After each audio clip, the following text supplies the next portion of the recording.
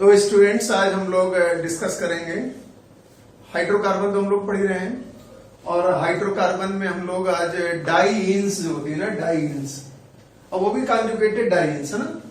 जो डाईइंस होती हैं उनमें बेटा हम लोग इलेक्ट्रोफिलिक एडिशन पढ़ेंगे, है ना। उसमें 1,2 एडिशन होगा, 1,4 एडिशन होगा। खास करके हम लोग हैलोजेंस का और हाइड्रोजन का और HBr, HX का, HCl का पढ़ सकते हैं।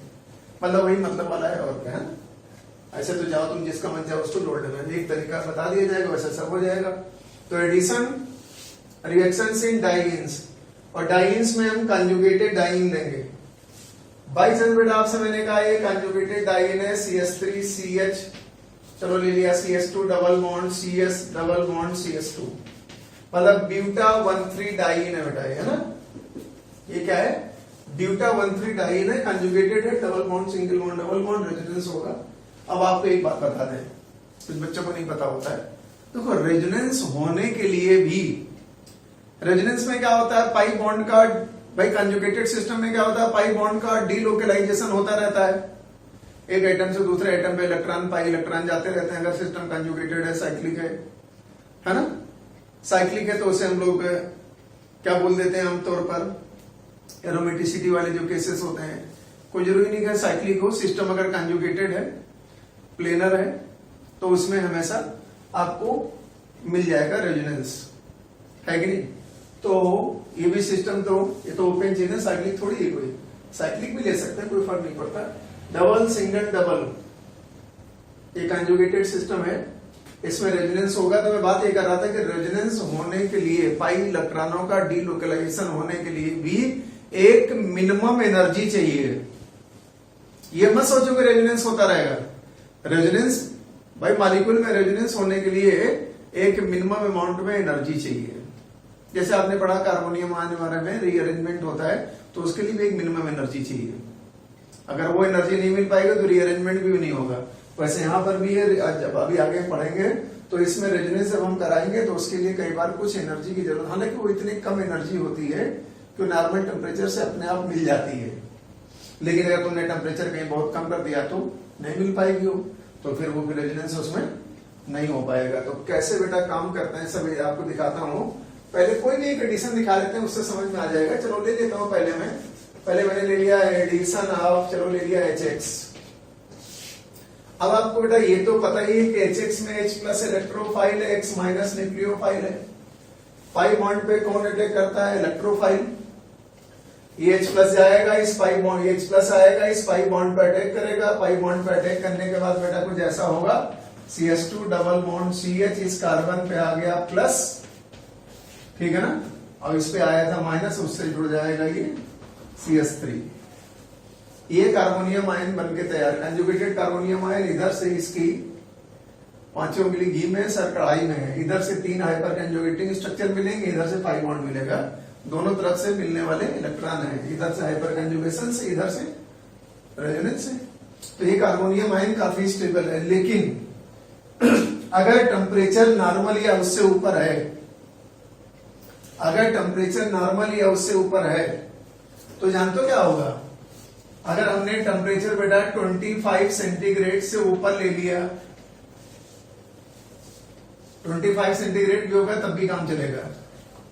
तो ये जो कार्बोनियम आयन है इसमें रेजोनेंस हो जाएगा। मतलब ये पाई बॉन्ड और रेजोनेंस का एक नियम है।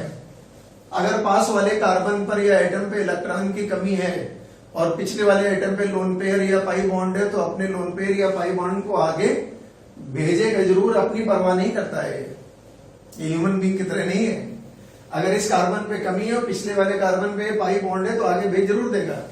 तो जब ये पाई बॉन्ड आगे आ जाएगा तो इस कार्बन पे प्लस आ जाएगा ना बेटा, तो ये हो जाएगा CH2 प्लस, यहाँ CS डबल बॉन्ड CH, ये हो जाएगा CH3। अगर हम इस कार्बन को पहला मानते हैं, ऐसे 1 2 3 4 मान लें, तो इसको मान लेते हैं 1 2 3 4। फर्स्ट वाले कार्बन पे क्या जोड़ चुके हो? हाइड्रोजन। अब बेटा ये जो हो गया रेजोनेंस, कंजुगेशन होने के बाद एक तरह से रीअरेंजमेंट भी बोल सकते हो। ये हालांकि तुम कहोगे सर रीअरेंजमेंट से फायदा क्या हुआ? तुम कहोगे सर रीअरेंजमेंट से फायदा क्या हुआ? फायदे की बात ही नहीं है यहाँ पर। अगर टेम्परेचर आपको 25 के ऊपर मिला तो ये पाई बॉन्ड आगे जाएगा जरूर, ये नेचुरल प्रोसेस है।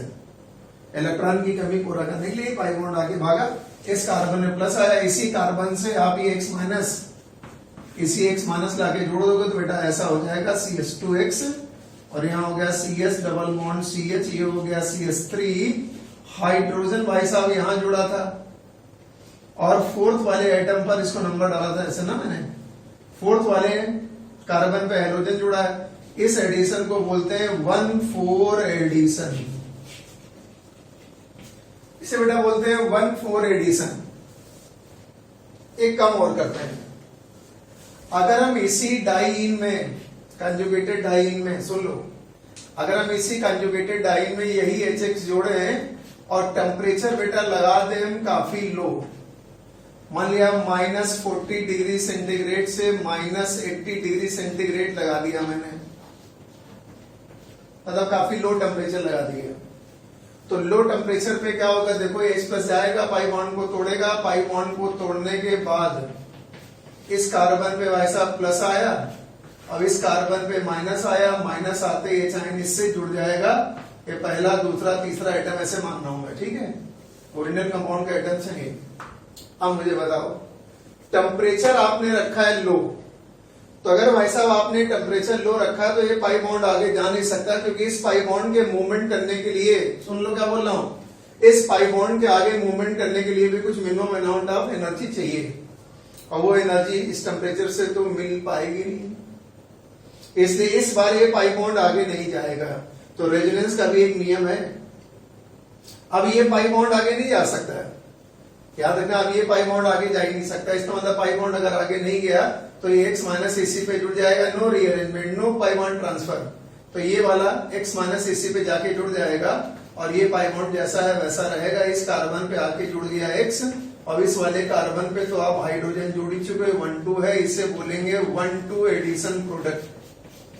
क्या बेटा बोलेंगे, सब कहीं ऐसा होगा, जहां कहीं भी आपको कंजुगेटेड सिस्टम मिलेगा इसे बोलेंगे 1,2 एडिशन प्रोडक्ट। अब आप एक बात समझिए,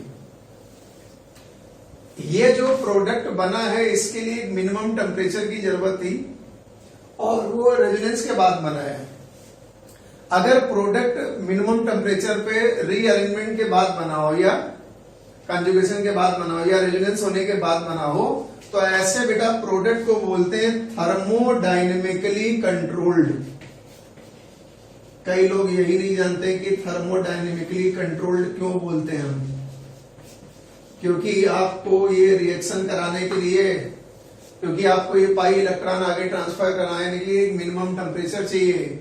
टेम्परेचर से क्या ले लिया गया, थर्मो, मतलब मिनिमम अमाउंट ऑफ हीट चाहिए, उसी से ले लिया गया थर्मो, तो ये प्रोडक्ट थर्मोडायनेमिकली कंट्रोल्ड बोला जाता है, और ये प्रोडक्ट बेटा बोला जाता है काइनेटिकली कंट्रोल्ड। इस प्रोडक्ट को बेटा क्या बोलते हैं, इस प्रोडक्ट को काइनेटिकली कंट्रोल्ड बेटा बोलते हैं। सुन लिए मैंने क्या बताया, अगर आपके पास कोई डाइईन है, कंजुगेटेड डाइईन है, और आपने टेम्परेचर 25 सेंटीग्रेड से ऊपर रखा, 25 सेंटीग्रेड से ऊपर रखा, तो वो जो पाई इलेक्ट्रॉन है वो रीअरेंज होकर आगे जाएगा जरूर, या ट्रांसफर होकर आगे जाएगा जरूर ड्यू टू रेजोनेंस, और उसके बाद जो प्रोडक्ट बनेगा 1,4 एडिशन प्रोडक्ट बनेगा, उसे क्या बोलेंगे, थर्मोडायनेमिकली कंट्रोल्ड। और अगर आपको लो टेम्परेचर दे दे तो ये पाई बॉन्ड आगे तो जा ही नहीं सकता, ये वाला आगे, क्योंकि अब जो पाई बॉन्ड को ट्रांसफर होने के लिए जो एनर्जी चाहिए, that energy can not be obtained from this temperature, therefore no rearrangement, no pi bond transfer. इसलिए हाइड्रोजन की मजबूरी, X माइनस की मजबूरी, यही लाके जोड़ दिया तो ये 1,2 एडिशन प्रोडक्ट हो जाएगा। ऐसे प्रोडक्ट को काइनेटिकली कंट्रोल्ड बोलते हैं। तो काइनेटिकली और थर्मोडायनेमिकली कंट्रोल्ड समझिए, ये कहीं भी होता है। अगर कोई प्रोडक्ट रीअरेंज होके बना है तो थर्मोडायनेमिकली कंट्रोल्ड है, और रीअरेंज होके नहीं बना है तो उसे क्या बोलेंगे, काइनेटिकली कंट्रोल्ड प्रोडक्ट बोलते हैं। उसे हम लोग काइनेटिकली कंट्रोल्ड प्रोडक्ट बोलते हैं। वो थर्मोडायनेमिकली कंट्रोल्ड प्रोडक्ट है और ये काइनेटिकली कंट्रोल्ड प्रोडक्ट है। तो ये होशियार है ना, टेम्परेचर की इंपॉर्टेंस है। अब तुम मन मन सोच रहे हो सर टेम्परेचर मुझे ना दे तो, अगर आपको टेम्परेचर बाई चांस वो नहीं दे रहा है तो प्रोडक्ट वही बनाना 1,4 एडिशन, क्योंकि नॉर्मल टेम्परेचर तो मिल ही, हम मान के चलते हैं रिएक्शन नॉर्मल टेम्परेचर पे हो रही होगी तो नॉर्मल टेम्परेचर तो उसको मिल ही जाएगा। तो फिर वो 1,4 एडिशन प्रोडक्ट ही बनेगा, प्रोडक्ट बनेगा। अगर आपको कुछ ना दिया हो तो कंडीशन लगा दे लो टेम्परेचर तो काइनेटिकली कंट्रोल्ड प्रोडक्ट बनाना है, ये वाला मुझे लगता है बात समझ में आ गई होगी। ये इलेक्ट्रोफिलिक एडिशन ही है कुछ नहीं इसमें, बहुत आसान चीज थी। और थर्मोडायनेमिकली कंट्रोल्ड बना है, ये काइनेटिकली कंट्रोल्ड प्रोडक्ट बना है। हम एक काम करते हैं, अच्छा एक छोटा सा एक्सपेरिमेंट करते हैं तो आपको समझ में आ जाएगा। एक छोटा सा एक्सपेरिमेंट करके आपको दिखाते हैं। मान लो बेटा आपके पास कोई ऐसा मॉलिक्यूल है डबल बॉन्ड और यहां लिखा है डबल बॉन्ड CH2, ऐसे लिखा हुआ है। तो वो double bond, single bond, double bond, ये भी तो कंजुगेटेड सिस्टम है। Double bond, single bond, double bond, यार ये भी तो कंजुगेटेड सिस्टम है। आपने बेटा क्या किया, मान लिया इसमें आपने जोड़ा Br2। और सब कहानी बता चुकी है, Br2 ब्रेक होगा तो Br माइनस बनेगा, Br प्लस बनेगा। Br प्लस ही इलेक्ट्रोफाइल है, तो पाई बॉन्ड तो यार पाई बॉन्ड पे तो इलेक्ट्रोफाइल ही अटैक करता है, पाई बॉन्ड पे इलेक्ट्रोफाइल ही अटैक करता है। अब इस Br प्लस को लेकर इस पाई बॉन्ड पे अटैक करवाया। पाई बॉन्ड पे बेटा अटैक करने के बाद क्या हुआ, ये डबल बॉन्ड है, यहाँ पर CH पे आ गया प्लस, इस पे आ गया माइनस, और जैसे माइनस आया इससे H आयन आपने जोड़ दिया। ये 1 मानना हो, ये 2 मानना हो, ये 3 मानना हो, ये 4 मानना हो, ठीक है ना, ऐसे कर दिया हमने। अब जरा बात समझना। अब कुछ लोग सोच रहे हो सर आपने इस पाई बॉन्ड को क्यों नहीं तोड़ा, अभी बाद में बात कर लेंगे। हमने बाहर वाले पाई बॉन्ड को तोड़ा है और हमने टेम्परेचर तो लिखा नहीं है, तो अगर हमने टेम्परेचर नहीं लिखा तो इसका मतलब 1,4 एडिशन कराना है। अब मैं एक काम करता हूं, ठीक है, एक काम कर लेते हैं। ये वाला जो कार्बन है, ये वाला बेटा जो कार्बन है वो 12 है, ये वाला कार्बन भी 12 वाला आइसोटोप 12 वाला है। ये वाला कार्बन है 14 आइसोटोप, ये वाला कार्बन भी है 14 आइसोटोप है। अच्छा, आइसोटोप का इस्तेमाल करके जब हम लोग रिएक्शन मैकेनिज्म को स्टडी करते हैं तो उसे हम लोग केमिस्ट्री की भाषा में ट्रेसर टेक्निक कहते हैं। ट्रेस करके ट्रेसर टेक्निक बोला जाता है उसे, ठीक है ना। अब जरा बात समझिएगा। अब यार होगा क्या, ये कार्बन 12 वाला है, ये 12 वाला है, ये कार्बन 14 वाला है, ये कार्बन 14 वाला है। टेम्परेचर नॉर्मल है तो ये पाई बॉन्ड अपने आप बाहर आएगा, अरे रीअरेंज हो गए, कंजुगेशन हो गए या रेजोनेंस हो गए, ऐसे आएगा, है कि नहीं। और ऐसा हो जाएगा बेटा, यहां पे हो जाएगा CH, यहां तो आप इस फर्स्ट कार्बन पे तो आप एक जोड़ ही चुके हो, इस वाले कार्बन पे चार्ज बेटा आ जाएगा प्लस, और आपको बता चुका हूं ये कार्बन 14 वाला है। तो आपसे कई बार पूछेगा कि ये जो दूसरा Br माइनस जुड़ेगा, जो दूसरा Br माइनस जुड़ेगा वो C12 से जुड़ेगा कि C14 से जुड़ेगा, तो C14 से जुड़ेगा क्योंकि नॉर्मल टेम्परेचर 1,4 एडिशन होने जा रहा है। ये 1 2 3 4 1,4 एडिशन होने जा रहा है, तो बेटा फाइनल प्रोडक्ट आपको ऐसा मिलेगा। ये डबल बॉन्डेड कार्बन हो गया, यहाँ CH2 के साथ एक जुड़ा, ये पहला आइटम था, 1 2 3 4, इस पर क्या आके लग जाएगा बेटा दूसरा Br, ये C14 था। इसका मतलब क्या हुआ, Br plus goes to C12 and Br minus nucleophile goes to C14 पे गया है। तो ये अगर C14 पे आया तो इसका मतलब ये पाई इलेक्ट्रॉन यहां गया होगा, ट्रांसफर हुआ होगा, तो ये प्रूफ है कि 1,4 एडिशन है। अगर 1,2 एडिशन होता तो दोनों Br C12 पे ही मिलते हैं आपको, लेकिन एक Br कहां मिलता है, C14 पे। इसका मतलब ये 1,4 एडिशन रिएक्शन है, मतलब जो प्रोडक्ट बना है वो बेटा 1,4 एडिशन प्रोडक्ट है। जैसे चाहो वैसे कर सकते हो आप, यहाँ पे HCl जोड़ लो, HBr जोड़ लो, Br2 जोड़ लो, DCl जोड़ लो, ICl जोड़ लो, सब में हमेशा क्या होगा, इलेक्ट्रोफिलिक एडिशन होगा। ये 1,4 एडिशन था। अगर हमने टेम्परेचर नहीं लगाया तो 1,4 एडिशन था। इसका मतलब ये प्रोडक्ट कैसा है, थर्मोडायनेमिकली कंट्रोल्ड है। ये प्रोडक्ट कैसा है, थर्मोडायनेमिकली कंट्रोल्ड है। अगर हम इसी रिएक्शन में लो टेम्परेचर लिख देते, बाई चांस मान लिया हमने लिख दिया यहाँ -40 सेंटीग्रेड, और ये Br2 बेटा लगा देते तो ऐसा प्रोडक्ट आपको मिलता, यहां पर Br आता और यहां पर Br आता। इसका मतलब दोनों ब्रोमीन C12 पे ही मिलते, दोनों ब्रोमीन C12 मिलते हैं और प्रोडक्ट को आप क्या बोलते हैं, तो डबल बॉन्ड जहां वहां रहता है काइनेटिकली कंट्रोल्ड बोलते हैं। और वो वाला प्रोडक्ट कैसा बना हुआ है, थर्मोडायनेमिकली कंट्रोल्ड बना हुआ है। जहां कहीं भी रीअरेंजमेंट हो सकता है वहां आप ऐसा करेंगे, जहां कहीं भी आपको रीअरेंजमेंट कराना ऐसा कर सकते हैं। हमने बाहर वाले पाई बॉन्ड को इसलिए तोड़ा है क्योंकि वो कम अनस्टेबल है, अंदर वाला पाई बॉन्ड रिंग के अंदर है ना, ये थोड़ा ज्यादा स्टेबल है, इसलिए बाहर वाले पाई बॉन्ड को हम लोगों ने ब्रेक किया है, ध्यान रखना। तो ये हम क्या पढ़ रहे थे, एडिशन इन डाइन्स। अब इसी से एक मिलती जुलती रिएक्शन बेटा आगे मिलेगी आपको, डायल्स एल्डर रिएक्शन।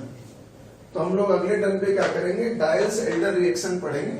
अब इसे तुमको जितने भी क्वेश्चन मिले सब लगाते रहो, जहां कहीं भी रेजिडेंस हो पाई इलेक्ट्रॉन उठा के आगे ले जाओ, जहां रेजिडेंस हो पाई इलेक्ट्रॉन उठा के आगे ले जाओ, अपने आप आ जाएगा। तुम कहोगे सर डाइन क्यों नहीं लिया आपने, ट्राइन क्यों नहीं लिया, तो लेने की तो तुम कुछ भी ले सकते हो यार। डाइन की जगह हम ट्राइन भी ले सकते हैं, उसमें भी रेजिडेंस लगातार करा सकते हो तुम, ठीक है ना। चलो दिखाते हैं, ये तो डाइन है। कोर्स में जो है हम लोग खाली उसके बारे में बात करते हैं ना, कुछ एक्स्ट्रा पढ़ाने का फायदा थोड़ी होता है ना। सही टीचर वही जो कोर्स में वही पढ़ाए, कोई बहुत ज्यादा कोई मतलब नहीं। बाई चांस कोई घुमा फिरा के सवाल आए इसलिए बता देते हैं। ट्राइन बाई चांस आपने ले लिया, तुमने कहा CS2 डबल बॉन्ड CH, यहाँ लिख दिया CS double bond CS2 CS, sorry ये लिख दिया CS डबल बॉन्ड CS2। अब तुमने कहा सर जरा इसमें हम Br प्लस Br माइनस मतलब Br2 का मॉलिक्यूल जोड़ेंगे, तो Br प्लस इलेक्ट्रोफाइल है, पाई बॉन्ड को तोड़ा, यहाँ माइनस आया यहाँ प्लस आया। जैसे बेटा यहाँ प्लस आएगा ये पाई बॉन्ड भाग के यहाँ आएगा, जब इस कार्बन में प्लस आएगा तो ये पाई बॉन्ड भाग के यहाँ आएगा। लास्ट में क्या हुआ जरा बताओ, CS2 पे आ गया प्लस क्योंकि ये पाई बॉन्ड आगे गया है, यहाँ आ गया डबल बॉन्ड CH, ये वाला पाई बॉन्ड और भाग के आगे गया है, यहाँ हो गया डबल बॉन्ड CH। इस वाले कार्बन पे क्या आया है माइनस, इसी माइनस से क्या जोड़ दोगे, एक Br प्लस, अब इस वाले प्लस से क्या जोड़ दोगे, Br माइनस, लो हो गया। तो अब एक तरह से जाए तो 1,6 एडिशन प्रोडक्ट भी कह सकते हो, बन गया, यही आंसर है और क्या। और ये प्रोडक्ट थर्मोडायनेमिकली कंट्रोल्ड है। अगर हम काइनेटिकली कंट्रोल लेते तो एक ही डबल बॉन्ड तोड़ के दोनों यहाँ एक Br जोड़ते यहाँ Br जोड़ते हो, अपने आप क्या हो जाता है, काइनेटिकली कंट्रोल हो जाता है। तो ये सब थोड़ा अपना कॉमन सेंस लगाना होता है, लेकिन ट्राई इन कोर्स में नहीं है, डाई इन तक आप पढ़िए, उससे ज्यादा एग्जाम में आता नहीं है। तो अगले टर्म पे हम लोग डायल्स एल्डर रिएक्शन के बारे में बात करेंगे। मिलते हैं कल।